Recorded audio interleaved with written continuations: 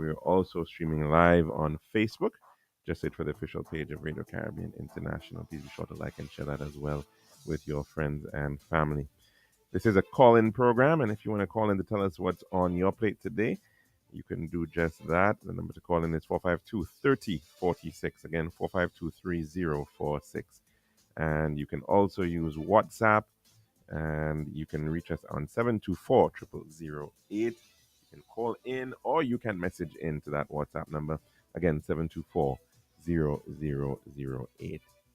Now, some birthday greetings for today going out to Mrs. Renee DeMyers. Happy birthday to you, and wishing an absolutely fantastic birthday celebration. And also to Miss Karen Tobier. Happy birthday to you, Karen. And we do hope that you're having a splendid birthday as well. I mean, this is your season, so I'm sure you're having a wonderful time. Now, some history for today. In the year 1790, during the French Revolution, the civil constitution of the clergy was adopted, putting the Catholic Church in France under the control of the state.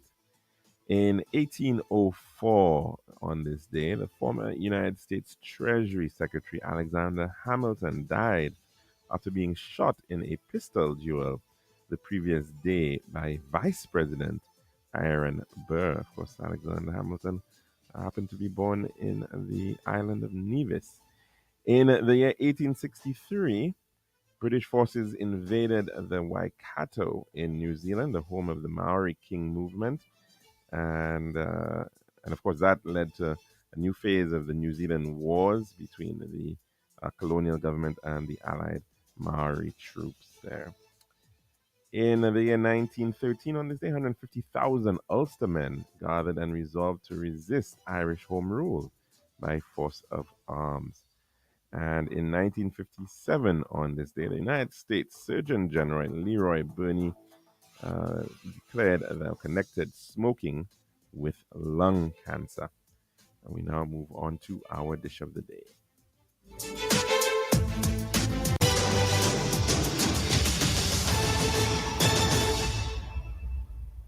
The daily dish is brought you the kind compliments of our good friends at Tiles Plus. One tiles for your home, I see. Bathroom, kitchen, pantry. Need tiles for your balcony. Come down to Tiles Plus, satisfaction guarantee. Tiles Plus, Tiles Plus, Tiles Plus. Big tiles with unbeatable cost. Customer service, A plus. Need all kind of tiles. Come down to Tiles Plus. We also got gasware and vanity. Books, doors, you'll see. Come down, don't mind nobody. We got the best tiles on island. Trust me. We are located Land Street in Castries, Bosses Jubilee, and Flag Street in Beaufort. Telephone number 453-7939.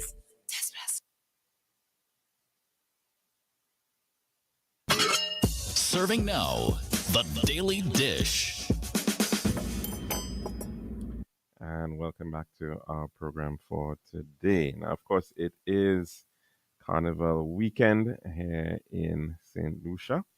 As we head into the weekend, of course, where everything is pretty much coming to the fore, coming and climaxing.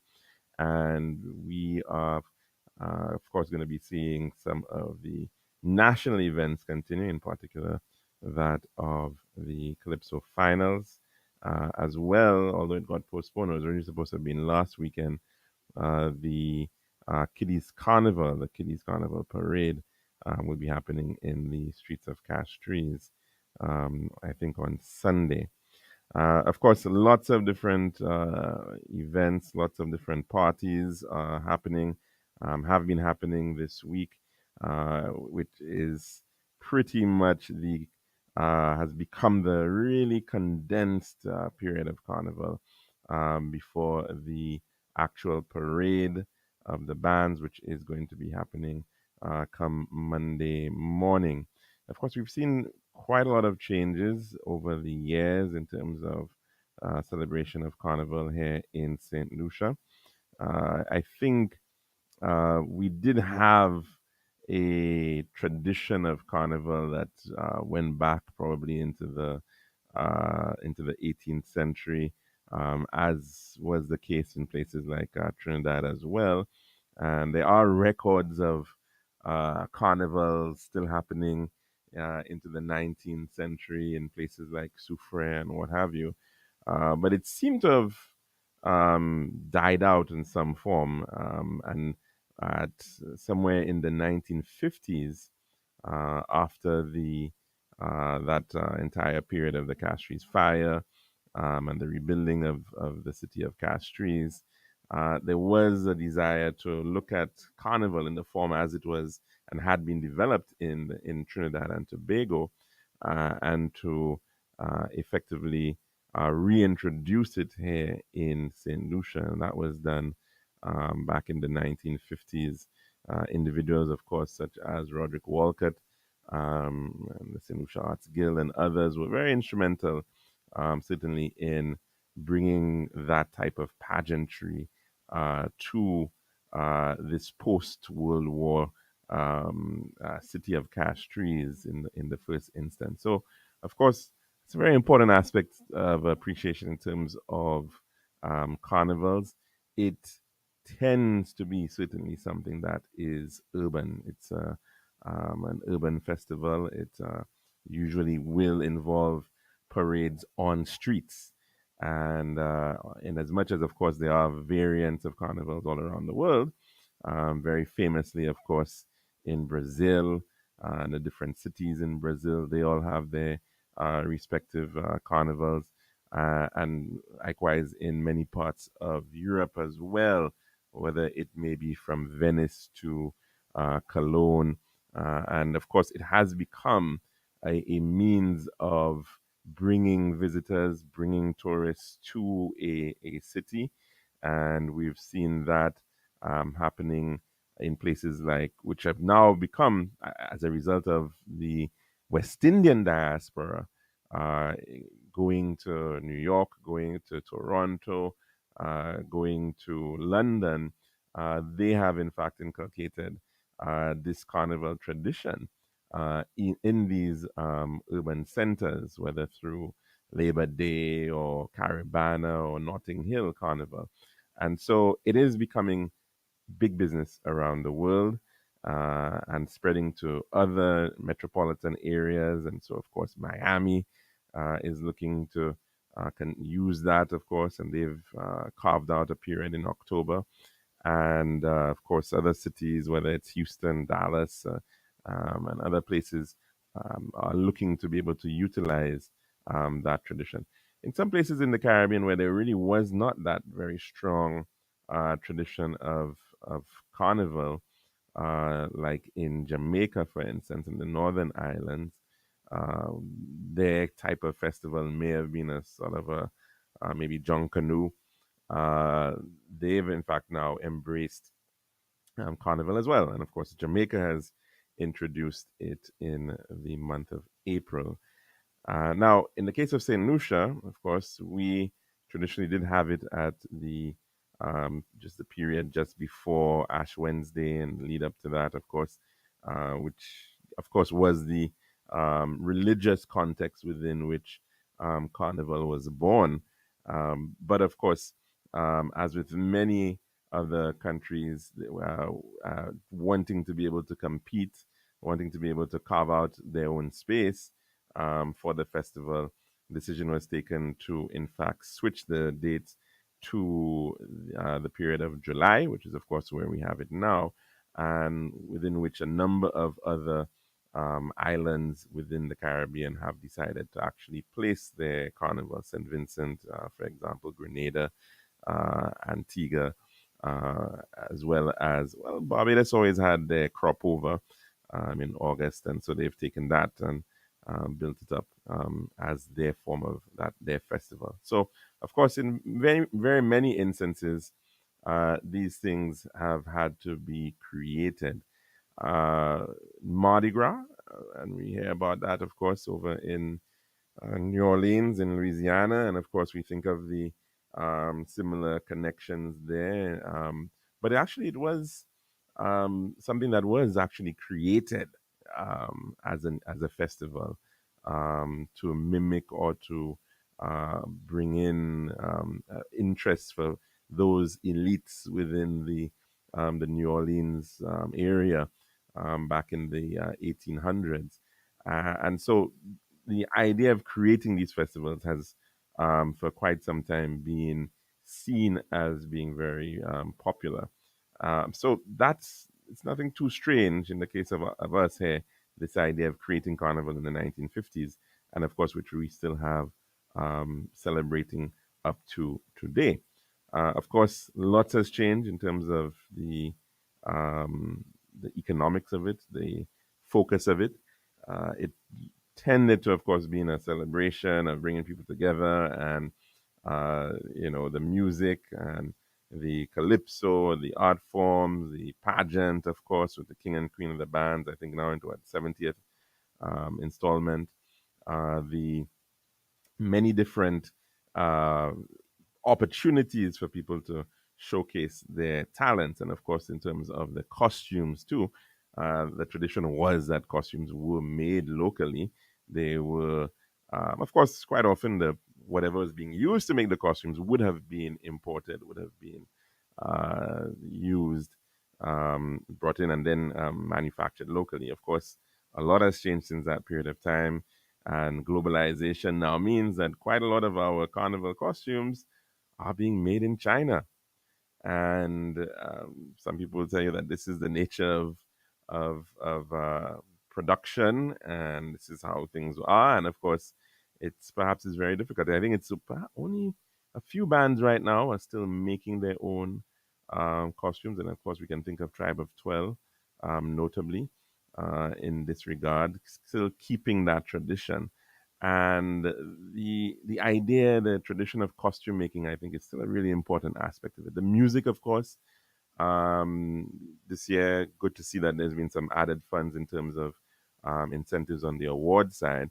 But that aspect as well is very important. And how do you keep up that musical tradition, both in terms of song, but as well in the other areas such as Steel Pan, and of course, those are the bands that are out on the at the various parties and on the roads and what have you. So definitely, it is a really, really important product which has grown tremendously. There's always been a big debate as to whether, in fact, it's larger numbers in terms of participation, and some say, well, yes, the bands are larger now, um, but of course, what we're also seeing is that there is a very large proportion of the regular population actually coming from outside of the country, which really speaks to perhaps as well the desire from the start of ensuring that the economics of Carnival makes sense to a lot of people. So definitely, it's is growing, and I mean we're hearing of certain numbers of how many thousands of people who've actually come in for Carnival, and you can see the impact in terms of the traffic on the roads at this time, the number of hired vehicles probably. You're hearing suggestions that every single hired vehicle is in fact on the road in somebody's hands, and people who have private vehicles are also putting those out for hire at this time. Accommodation, of course, is also being stretched. Lots of pressure there as well, and a hard time in terms of people actually being able to get space to stay at whether it may be hotels or guest houses, Airbnbs, whatever the case is. So it certainly is a really important boost for the economy in this period, in this July period, which would actually have generally been a pretty slow period for tourism, because our tourism started off as being primarily a place for persons who wanted to escape the cold, the winter months, and so of course that has certainly helped tremendously in this regard. So of course the changes are necessary to grow and to deal with the the need to be able to handle more and more people.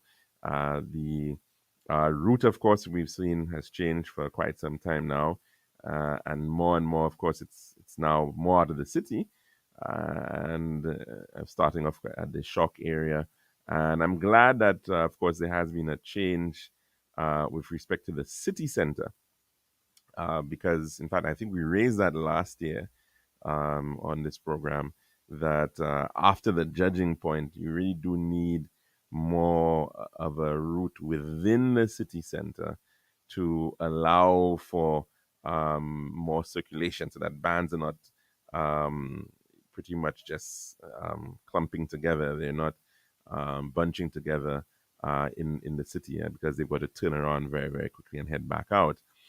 So there is, in fact, that opportunity now with the extension of the route now into, in fact, which was a traditional part of the route, heading up Pena Street and then passing in front of the Basilica Cathedral of the Immaculate Conception and down um, down Miku Street, of course.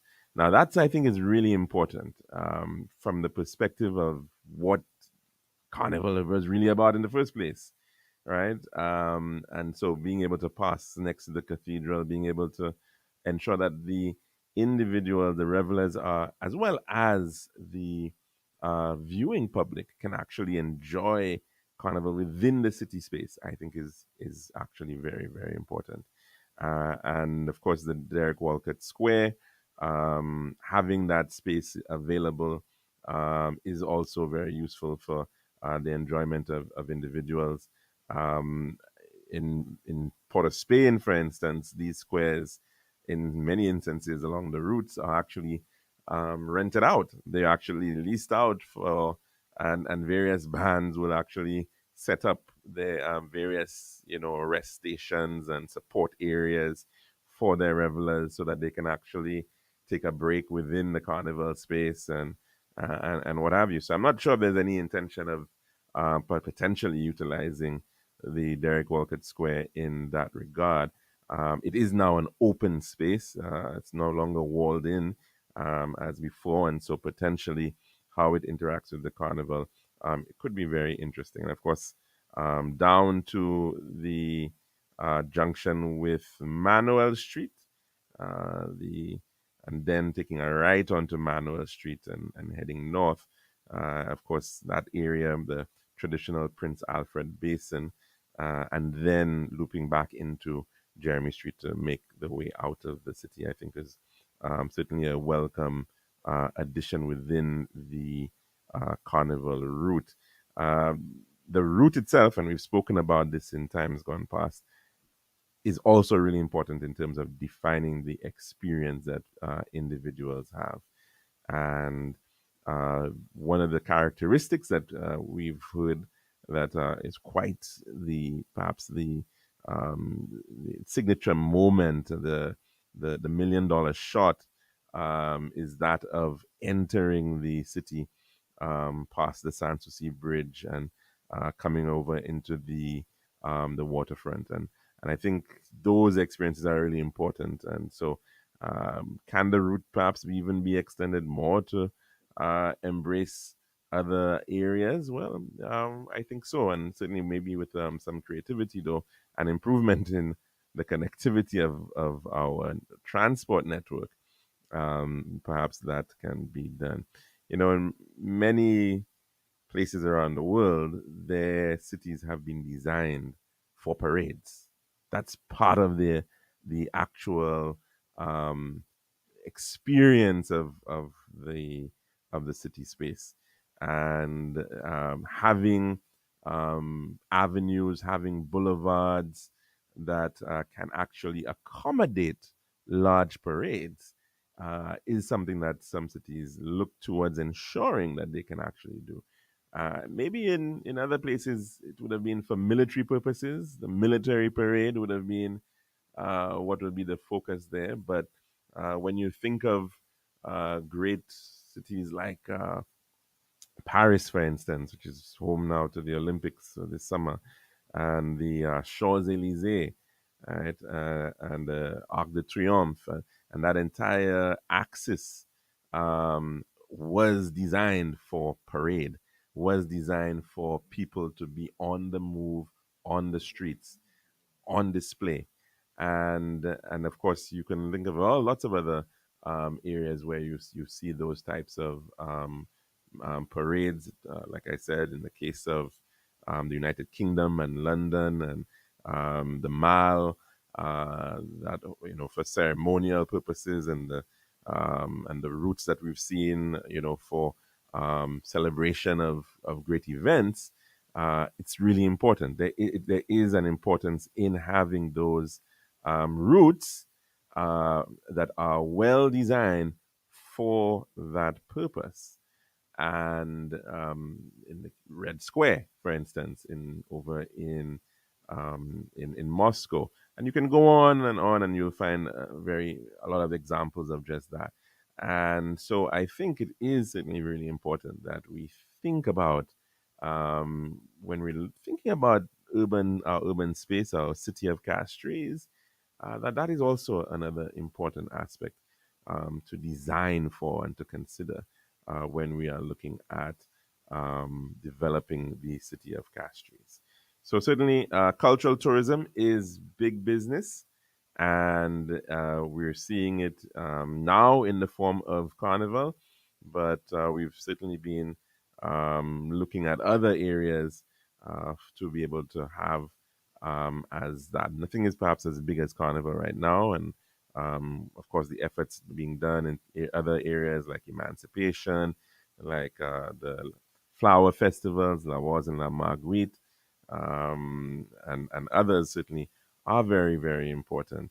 And even Square. Um, in fact, as a festival, the New Year's Fair in Castries is actually an older and more continuous event in for us here in St. Lucia than even Carnival. As I mentioned, Carnival started off in the 1950s.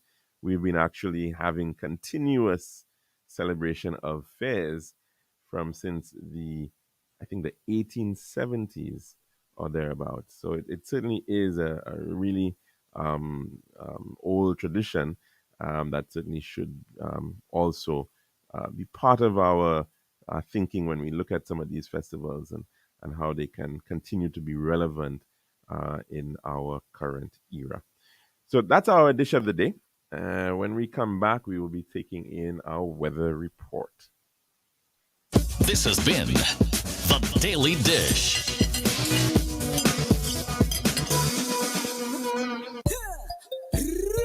One tiles for your home, I see. Bathroom, kitchen, pantry. Need tiles for your balcony. Come down to Tiles Plus, satisfaction guarantee. Tiles Plus, Tiles Plus, Tiles Plus. Big tiles with unbeatable cost. Customer service, A plus. Need all kind of tiles. Come down to Tiles Plus. We also got gasware and vanity. Boss, you'll see. Come down to mind nobody. We got the best tiles on island. Trust me. We are located Lance Road in Castries, Bosses U Lake, and Flag Street in Viewfort. Telephone number 453-7939. Girl, I've been so stressed searching for the perfect tiles to complete my home. Really? Yeah, it's always the same white, beige, and gray tiles with the tile stores. Like they're all buying from the same place. You're the design expert. Help me, please. I'm fed up. What are you looking for? Something different. Something that says Caribbean beauty and suits my personality. Something vibrant and classy with a little razzle dazzle. Okay, Ms. Razzle Dazzle, I know just the place. Island Style Tile and Bath, they're my number one store for everything tile. And with their new In Living Color collection, you'll find the most gorgeous styles to give you that splash of Caribbean flair you're looking for. That sounds perfect. I'll even take you myself and throw in a free design consultation. I'll never say no to that, sis. I can't afford you anyway.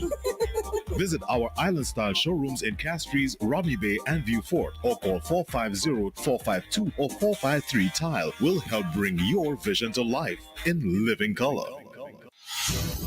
This is Radio Caribbean International. It's now time for the weather news.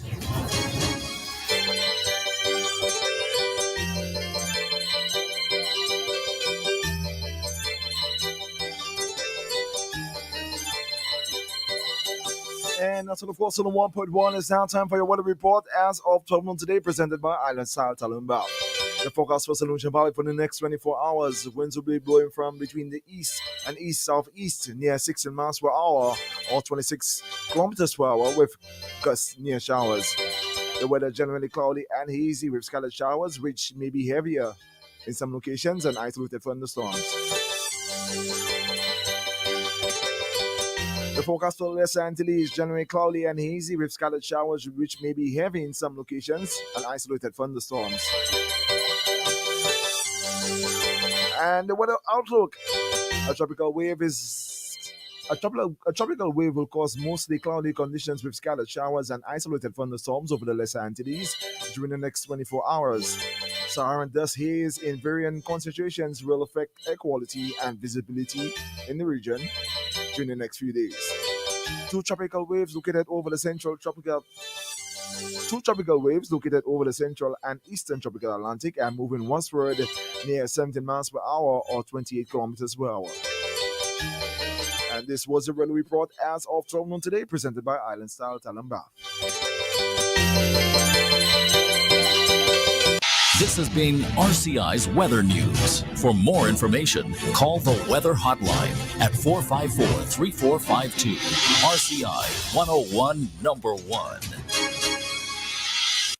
Girl, I've been so stressed searching for the perfect tiles to complete my home. Really? Yeah, it's always the same white, beige, and gray tiles with the style stores. Like they're all buying from the same place. You're the design expert. Help me, please. I'm fed up. What are you looking for? Something different. Something that says Caribbean beauty and suits my personality. Something vibrant and classy with a little razzle dazzle. Okay, Ms. Razzle Dazzle, I know just the place. Island Style Tile and Bath, they're my number one store for everything tile. And with their new In Living Color collection, you'll find the most gorgeous styles to give you that splash of Caribbean flair you're looking for. That sounds perfect. I'll even take you myself and throw in a free design consultation. I'll never say no to that, sis. I can't afford you anyway.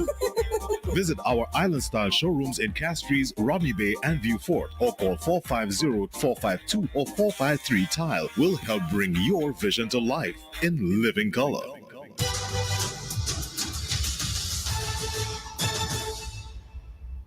And welcome back to the lunchroom here at Radio Caribbean International. Of course, the number to call in to tell us what's on your plate today, it is 452-3046. Again, 452-3046. And you can also message into our WhatsApp number. That is 724-0008. Again, 724-0008. Now, of course, we've been discussing Carnival, its importance and its impact. Perhaps it's not a festival for everybody, and there will always be some level of debate over it and what it represents. And there's perhaps lots of people will be out there who are saying that it's a waste of money. But if certainly at this point, it is bringing in quite a bit into the country by way of economic impact. And so it'll be very interesting to see how we continue to balance and to develop the arts through a medium such as Carnival. Of course, we've seen the Jazz and Arts Festival as well, making a pretty big impact. And we've been focused quite a lot on festivals, but certainly cultural tourism is much more than that. And the festivals are okay, and the festivals are pretty important. They bring in large numbers of people, yes, but they tend to do so in very confined time frames. And so it means usually that you need lots of large capacity to be able to handle festivals, right? Because you're dealing with maybe 2 weeks, a week, within which you're getting a significant surge of people. And this is, of course, different from a lot of other types of cultural tourism, which might certainly be bringing a lot of people as well, but bringing them in at any time of the year, at any time, because it's not necessarily set within a festival. And that I think is also very important to appreciate, that celebrating culture and cultural tourism can make an impact over the entire year. And so we have to be thinking of as well at times like this about the institutions that can support that type of thing, and of course also the facilities that can support festivals as well as other expressions of culture. We are still short of a national museum, for instance, um, a place where we can ensure that our historic records, our historic artifacts, rather, can be in fact shown. And of course, museums are not only about history, but lots of other areas can be on display. A national art gallery is another area, for instance, which could certainly bring in interest and for people to actually want to see the artistic expression of a country. And of course, these things need not necessarily be only about the static. You can certainly have these institutions having lots of dynamic, live, living activity going on as part of the attraction. And so, how do you show how your creativity in terms of how do you make various art forms and we've tried that a little bit, I think, in the case of Chazelle, but still a ways to go in terms of that idea. Yes, the tours and the craft center, but certainly that is another area that certainly could help in terms of sharing those types of expressions. But of course, the on the cultural side as well, beyond the museum, beyond the art gallery, the need for a decent national cultural center is also another matter that has been brought forward over the years, and many have reminded that in fact, the current cultural center was really supposed to have been a temporary facility built, I think, back in 1980, in the early 1980s, through the help of the French government, and it has remained still the de jure National Cultural Center. And so the need for a proper facility of that nature.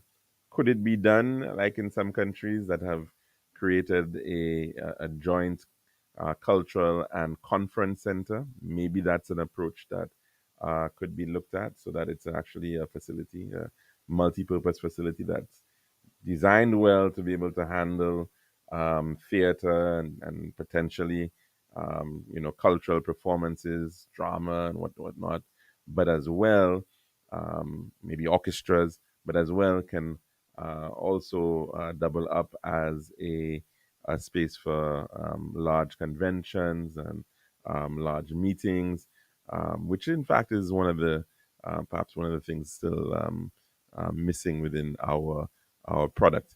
There is an entire area of tourism, the MICE sector, meetings, incentives, conferences, and events.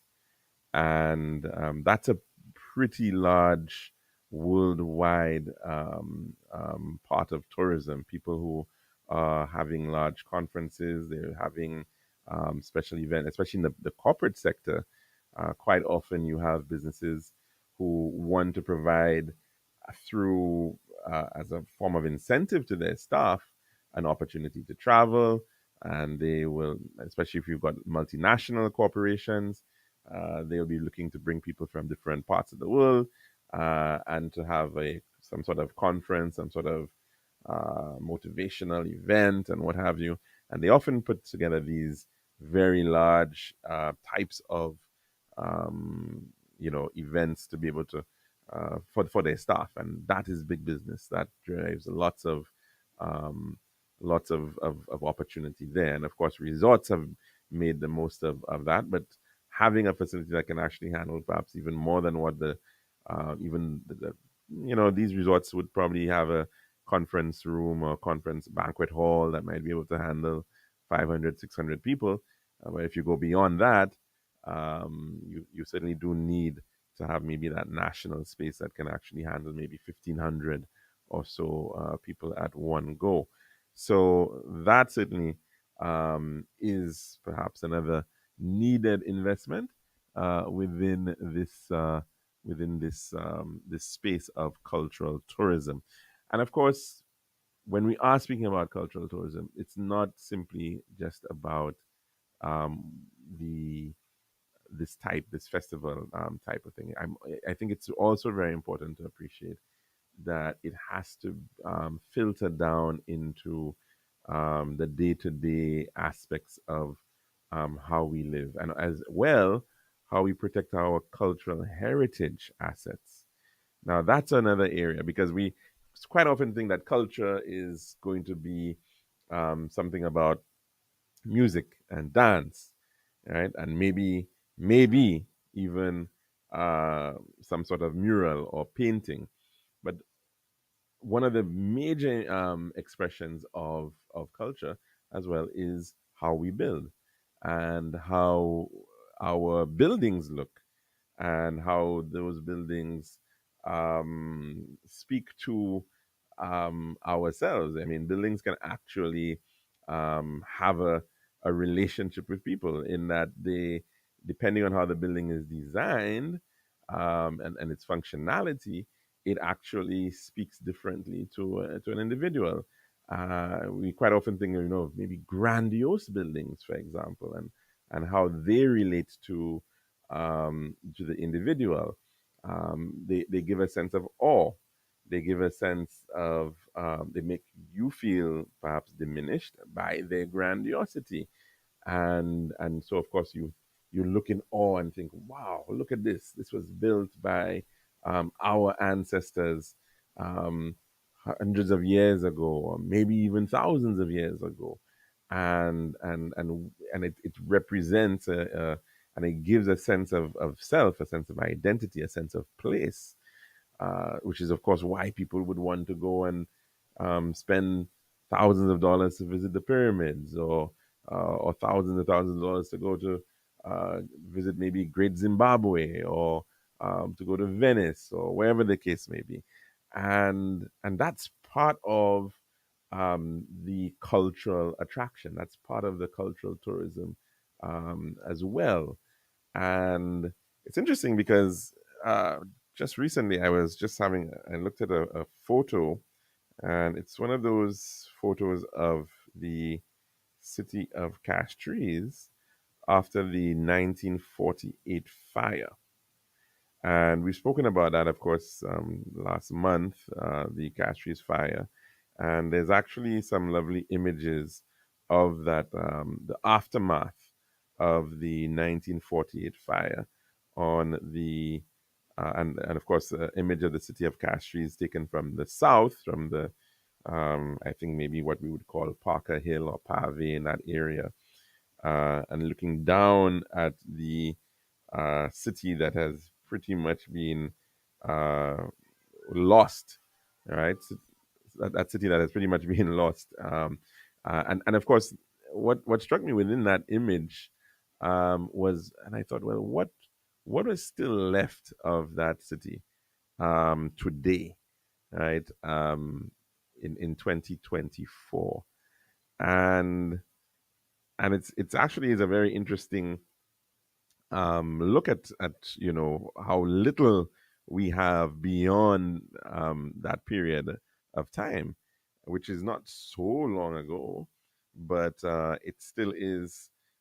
It's only what 76 years or so since the 1948 fire, but really, and this is what I was able to see within this picture of the city of Castries that we still had today. And if I went from left to right across the picture, the Peter and Company building, all right, which is on the corner of Manuel Street and Miku Street, and that building was constructed back in 1927 on what was then the Prince Alfred Basin, which was the kind of the heart of the port, the downtown of Castries, the commercial sector of Castries, and that building itself was actually built after another fire of Castries, the 1927 fire of Castries. And in that picture, you see it, but in fact, it's actually burnt. It's actually a building that was burnt during the 1948 fire. and was well. The walls were still standing, of course, because they were strong stone walls, and so that building still exists to today, and it's only about, well, it will be, of course, in 3 years' time, 100 years old. If we continue along that photo on Upper Bridge Street, you can just see part of what was the Royal Engineers office, and that building is actually now part of the Dubélés bottling plant.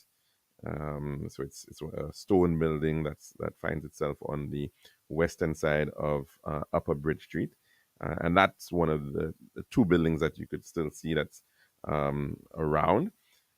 Then on the corner of Miku Street and Bourbon Street or Bourbon Street, the Carnegie Library, and that was also burnt during that 1948 fire, and was, of, well, again, very strong stone building built in 1924, and it was reconstructed, and is still there today.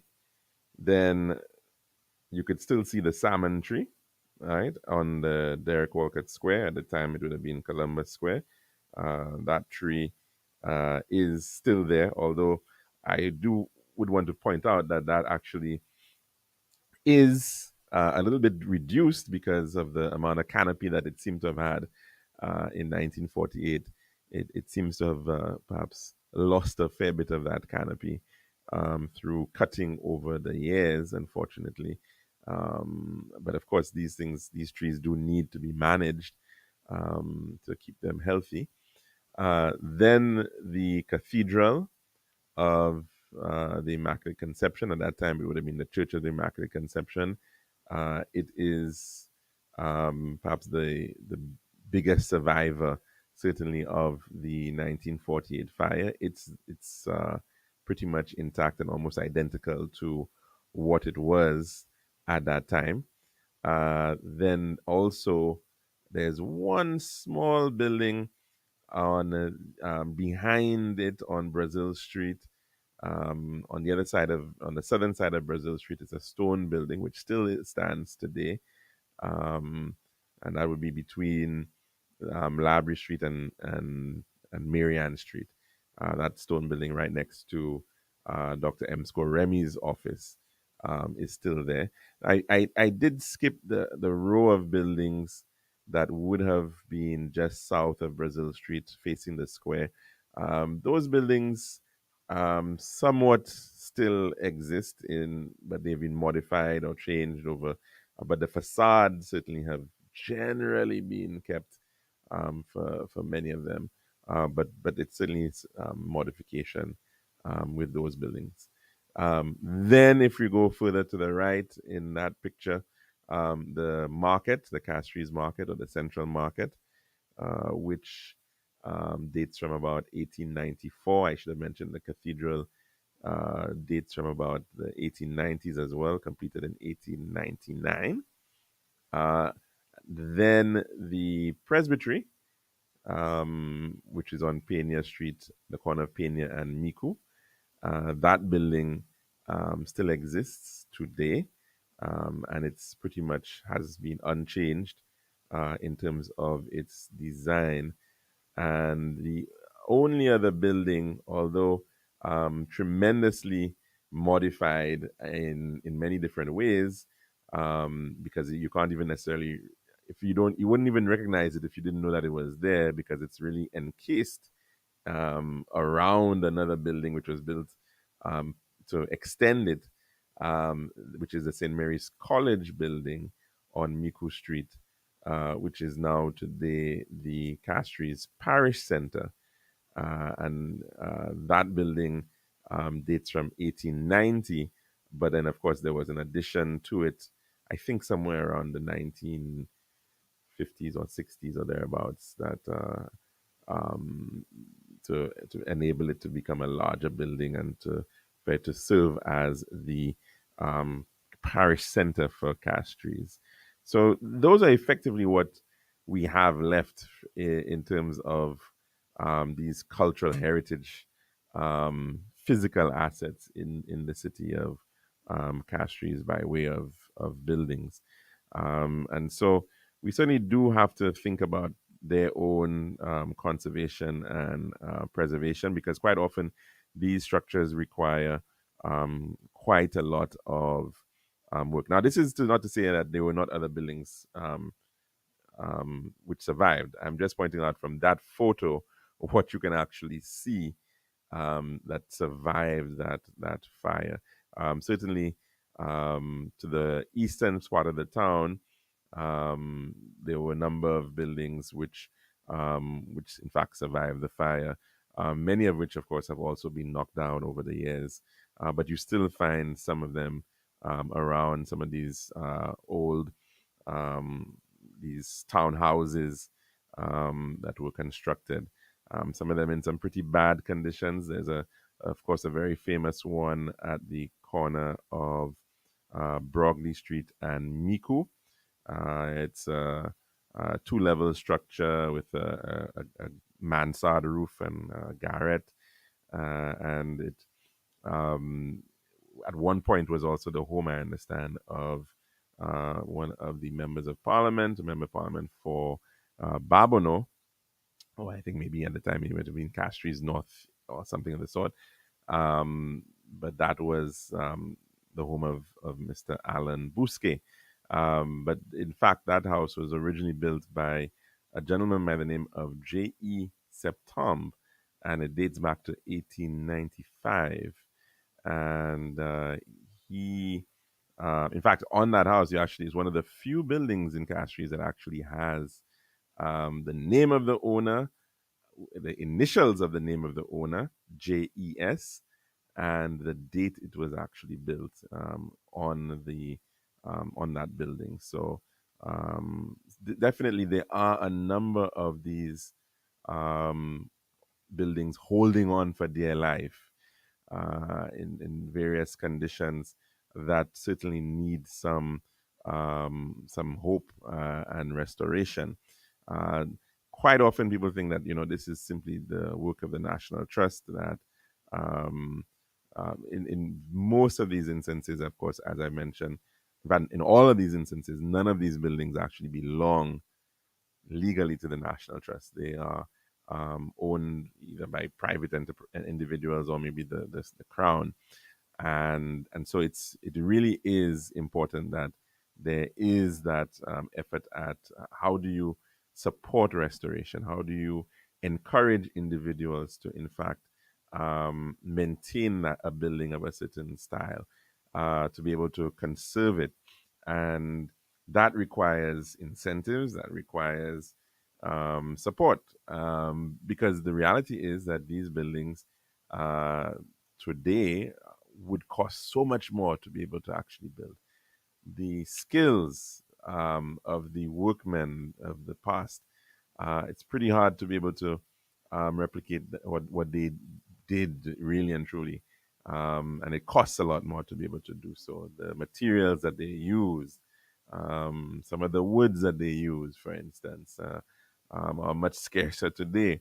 The bricks that would have been used as well, and a lot of um, these traditional forms of construction, are really important and also have to be thought of within the whole aspect of cultural conservation and cultural preservation.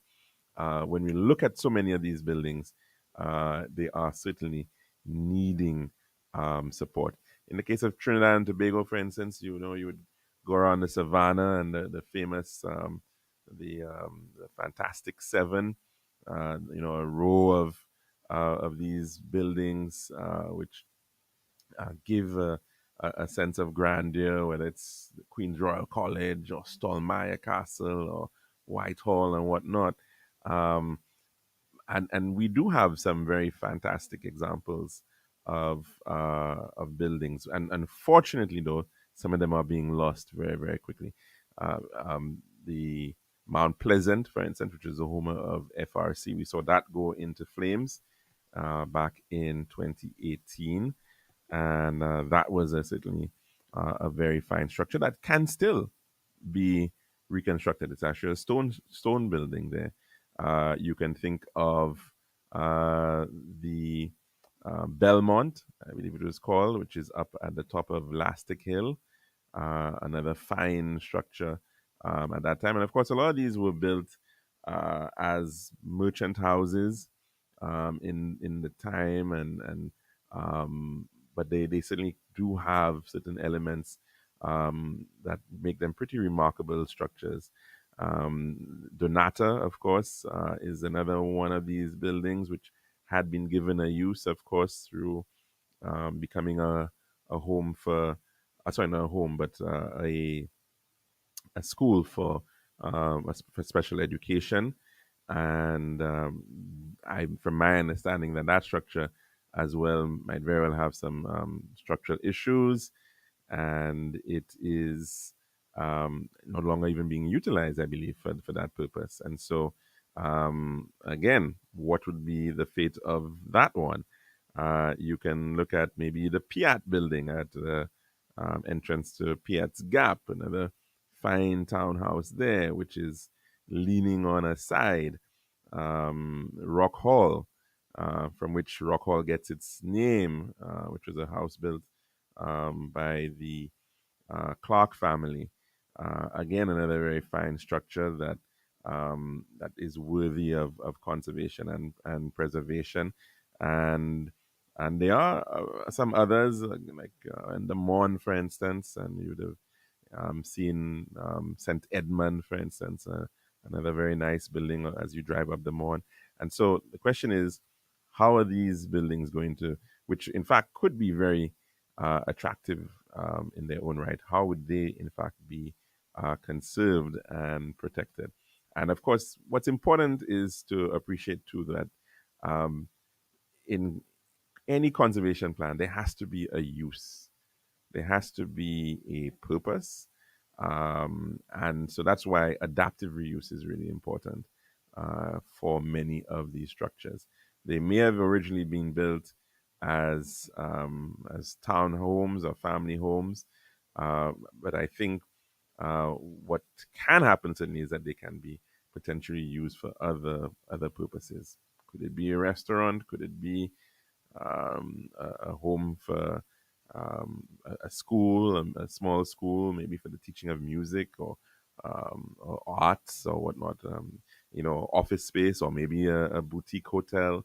And it is really certainly important to potentially give some consideration to seeing how, even though they may remain in private hands, that there is in fact good incentive provided to the owners to be able to maintain and improve and restore those structures.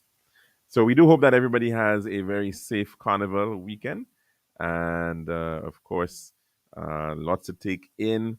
Uh, it's important to be responsible, of course, if you are going to be out and partying.